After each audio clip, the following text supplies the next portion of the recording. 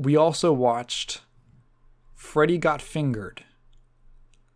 Now, if you don't know, Freddy Got Fingered is the 2001 Tom Green, comedian Tom Green's one and only film. Was he in other? He might have been in other stuff, but this is like his movie. This was the era of. This was still in the era of let's give comedians movies, you know. And when this came out, it is widely considered. Tom Green, known for having like a very kind of edgy, kind of gross sense of humor and stuff, right? And when this movie came out, it was fucking obliterated. It's the only thing I knew about it. It was just torn to shreds. It is often considered one of the worst movies of all time, to a kind of legendary status, that it is one of the worst comedies ever made. And for some reason, Kat wanted to watch it. So we watched it together, and I think it's the funniest movie I've ever watched. I am not kidding. This is not hyperbole. I think Freddy Got Fingered might be the funniest movie, like comedy, like actual intentional comedy that I have ever seen in my life. It is every single fucking scene. Is amazing. Every single moment of this film is I'm in like a fucking wonderland of things that I find funny. But having said that, this might be one of the most love it or hate it movies that you will ever watch. Like, people, like, you know, there's like, people will say that about like, oh, artsy movies or something like that. This is not an artsy movie, not in a traditional sense of the word, you know, because with those films, you can go like, well, you know, whatever. I think it's pretentious or whatever like that. Freddy Got Fingered is so aggressively what it is that if you don't like it, it will be a miserable, disgusting experience. But if you like it, like me, wow. Again, I cannot stress enough how much I enjoyed this movie. So here's what Freddy Got Fingered is about. This is part of what I think I've been thinking about it in the last few days since we watched it. And I think this is part of what is so great about it. It's a very standard film. It is, Tom Green plays a character named Gordon. He lives at home he's like 38 years old. He's kind of a loser, kind of a burnout. He lives at home. He wants to be an animator, and his parents want him to get a job. His dad wants him to get a job. His dad, played by Rip Torn, who does an amazing job in this film. His dad wants him to get a job. His younger brother, who's like 25, is going off. He's got like an actual real job. And Gordon, you know, whatever they call him. Finally, when the movie opens, he gets a job at a cheese sandwich factory in California. Sure. But he's really going to California because he wants to pitch his ideas for a cartoon to the made up like early 2000s, late 90s style. This is a very like late, like turn of the century movie. Like everything, just the way all the sets are designed, like everything's fucking weird, like colorful and fun looking. Like it's a pre 9/11 movie. This is a pre 9/11 world. And it's like, okay, even just like describe, that's the basic synopsis. Even describing the plot of the film, like he goes there, he doesn't do well. He ends up coming back home because he loses his job at the cheese sandwich factory. And it's really just a story about him and his dad learning to accept each other and to make amends, and for his dad to see value in him. by all means, this is a very standard plot, especially for like a comedy vehicle movie, like something that's meant to showcase the main actor, the star of the show's comedy. Like, Adam Sandler movies. Those have very, like, they're not doing anything crazy with their plots. It's got a very standard emotional arc, and that's just an excuse to, like, frame jokes around, essentially, based on the concept. Freddy Got Fingered is like, what if you did a movie like that, but Tom Green is trying to ruin every single scene that he's in? Gordon as a character he might be the most bizarre main character I have ever seen. He has, I would call it evil autism, like evil style autism. He's in that mode. Every single scene, he is acting so fucking strangely. He is like screaming. He is saying words weirdly. He is making weird expressions at people. He's saying and doing completely psychotic things for seemingly no reason other than this is just the way that his mind works. He is straight up trying to ruin every scene. It is taking this very standard plot line and presenting it in the most off-putting way possible. And I think that's where the movie becomes so polarizing, is that people, if you don't want that, ooh, like it works on you. There's an interpretation I've seen of this film, which I think is honestly, I believe it, which is that, again, this is the era of let's give a comedian a movie. This was happening to a bunch of different people from like SNL and stuff like that. Adam Sandler got a bunch of movies. That was that era. And an interpretation of this film that I've heard of, is that Freddy Got Fingered was essentially Tom Green got offered to make a movie, and he said, what can I get away with? How hard can I prank the producers of this film and they'll just let me do, right? And in fact, there's moments of the movie, I'm sorry, there might be spoilers for Freddy Got Fingered in this podcast segment, but there's moments of the movie that almost seem to like reference this fact. Like, eventually he ends up selling his cartoon, right? And he gets a check for like $1 million, and he spends it on like a bunch of bullshit. And then he has like 700,000 left over, and he's like, and he's doing this. You don't know what the construction project is for yet, but the contractor, like the boss guy, is like, "Hey, this is gonna be really expensive," and he just hands him money, and he says, "I don't care. I don't care about the money. Easy come, easy go." Something like that. Like, he doesn't care, and it's almost like a wink to the audience that like, I'm just blowing money on this shit. Like, how much budget do I have left to spend on the movie? Well, can I get them to pay for a helicopter? Yes. Can I get them to pay for this huge set with all these extras in fucking, like, it's supposed to be Pakistan? Yes. Like, what can I get them to pay for? And it just kind of keeps going like that. Well, that's like near the end of the movie, but that's like that's sort of this thing that almost feels like it runs through the film. When I say off-putting, I mean, he goes to pitch his idea to the cartoon, like, animation studio executive. And the executive, he's made these, like, Gordon has made these, like, horrible, like, weird drawings of, like, an X-ray cat with X-ray eyes. And it's just like complete nonsense. And the guy is like, you gotta, like, get in the heads of the animals. You gotta be, like, inside the animals. And Gordon's like, get inside the animal. Okay, get inside the animal. And he's driving home back to, like, Oregon, I think is where it takes place, or, like, Washington.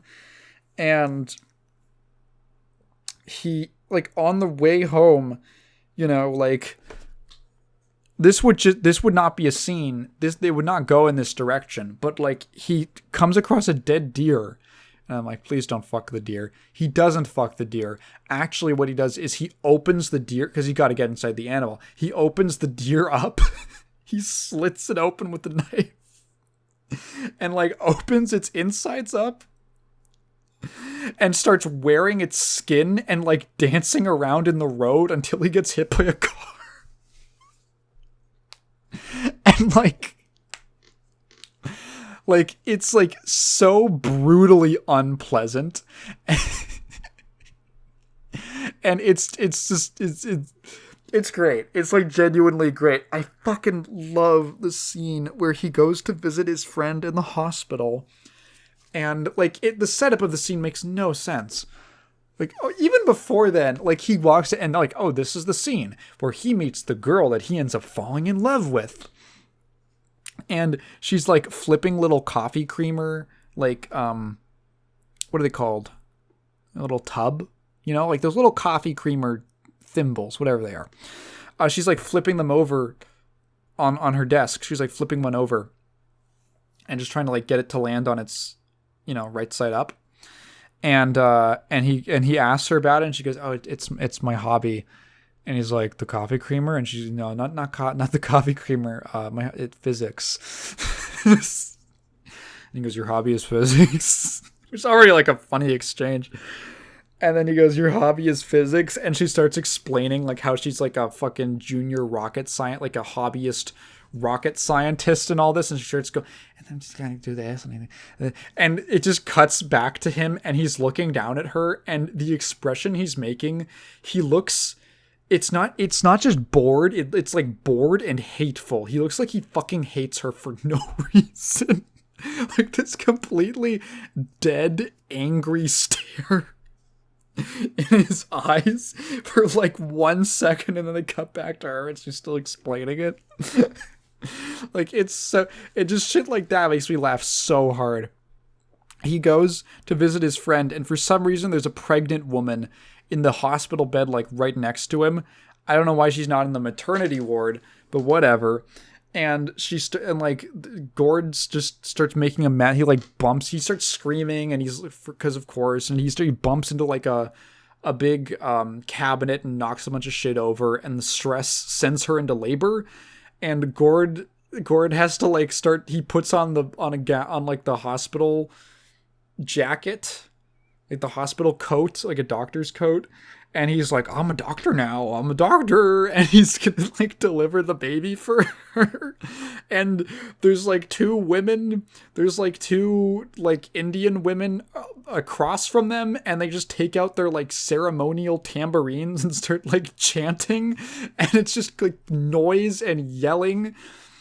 And eventually he like delivers the baby and like fucking chews the umbilical cord to separate it. And he's like, "Oh no, the baby's asleep. I gotta save the baby's life." So he starts lassoing it around his head, and there's like blood just shooting everywhere from the fucking like birth. And then it wakes up, and he hands it to her, and she's like, "You're a hero." And he gets like escorted out, and he's like, "Guess they got something against heroes in this place." And it's like the funniest thing I've ever seen. It's very Eric Andre. That's like the best way that I could describe it. You know, a lot of people will say, screaming doesn't equal funny. But there's an art to screaming and noise in a way that is funny, I think. I think that it's really easy to make it just nonsense dribble garbage, right? But this movie hits this like point where the chaos is so calculated and specific. Like it isn't just random chaos happening. There's like there's just the way everything like it builds up, and it's almost rhythmic in a way. The way that people will be screaming, and the way something will be like knocking over, and the way it'll be edited, especially. There's some great comedic editing in this movie. I fucking love the scene where the title of the movie comes from, which is when they go to family counseling, and just out of nowhere, so like Gord's dad like calls him an embarrassment to the family, and Gordon's like, just on the spot accuses him of molesting his younger brother. He accuses his dad of being a child molester, which kicks off this whole weird subplot of the movie that never gets resolved. And he picks up like a bust of Sigmund Freud. Like the therapist is like, "Oh, sir, we're gonna have to report you to the police." And Gordon is like so happy that he's fucked over his dad's life. He picks up a bust of Sigmund Freud, and he goes, "He's a molester. He's a child molester." And he just hurls, like with all his strength, he just hurls it out of the window that they're next to. And it's just like, he's just like screaming and the glass shattering. And they cut back to the family and they're like, and the dad's like, "Gore, what the hell are you doing?" And then like you cut back and he's already like kneeling in the window pane, like the frame. Like he's about to jump out. He's in like a fucking Spider-Man pose. And then you cut back to them and then you cut back and he's just, it's like an exterior shot. He's jumping out of the window in slow motion for like 2 seconds. And just the way it's cut is so hilarious to me. Like all of the implied motion between the cuts, the slowing down, just it is, just the way everything builds up is so fucking funny. The fucking scene, we both love the scene so much where his dad goes downstairs because he hears Gord using the shower that's in the basement. And he's trying to like fuck with him because he just hates his son. And he's trying to like make, he tries to turn the cold water on in the shower and he doesn't hear a reaction. So he goes in. And he's like, "What the hell are you doing in here?" And he like opens the shower door and Gordon is like in a full set of scuba gear. And he's like, "What are you doing in my scuba gear?" And Gordon holds up like some soap on a rope. And he goes, "I'm searching for buried treasure." Like there is no reason for him to, he's just doing some shit. He goes, "I'm hunting for buried treasure." And his dad goes, "That you idiot, that's not treasure, that's soap on a rope. Get the hell out of my shower." And he grabs it by the shoulder and he fucking flings him through the glass door, through the shower door, and just fucking all the glass explodes. It's so violent for no reason. I think there's just something really funny about glass shattering. Maybe that's it. Maybe glass shattering just really gets to me. There's like a little detail in this one scene that it might be one of my favorite jokes, and I don't even know why. I think it's just because it's this tiny little detail, but it's like when he's at his low point and he's given up on his dream and he's working at a different cheese sandwich shop that's local, and he's like cleaning up. He's like cleaning up the shop in the evening, and he's like mopping down, he's wiping down the tables, but the tables, they have like the napkin dispenser and the condiments and all that, and he's just like knocking them off as he's wiping the tables down. And he just goes to the next one, he starts just knocking everything over, like this just completely, just in this completely depressed state. It's so funny. It's such a the visual of that is just hilarious to me. It does feel like a movie that was trying to fail. Like it was trying to make the most off-putting, least friendly comedy movie. Like you're not going to let's have a good time and watch a movie with a couple raunchy jokes. It's just like seriously, people in 2001 just might not have been ready for that kind of humor. But maybe nowadays, in like a post Eric Andre, post kind of weird surrealist internet humor world, I think it plays a lot better. It doesn't work as a traditional comedy because there almost has to be like a meta, almost like postmodern appreciation for it, and the way that it takes the normal structure of a film and executes it in a way that is like self-destructive.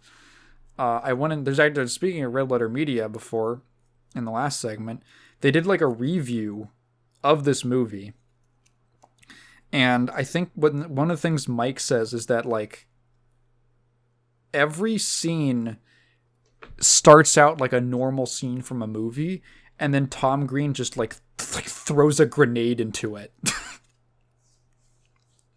He just throws a grenade in it, and that is what it feels like. Like it is. It's a movie that's trying to rip itself apart as far as it can. And like everything about it is just weird and strange. And it has this weird like emotional heart to it that is, you have to get through that to kind of start for it to even begin having some kind of impact on you. Like the whole relationship with him and his dad, the weird romance where I don't even want to. You go watch the movie for yourself, but it is a really special film, and I can't think of anything else quite like it. If there is, excuse me, Jesus. If there is anything that even approaches the style of this movie, I would be all ears for it, because goddamn, to reiterate for like the 10th time, this is quite possibly the funniest movie I've ever watched. Every single thing about it is hilarious to me, and I love it. And I love how awful it wants to be. I really respect it.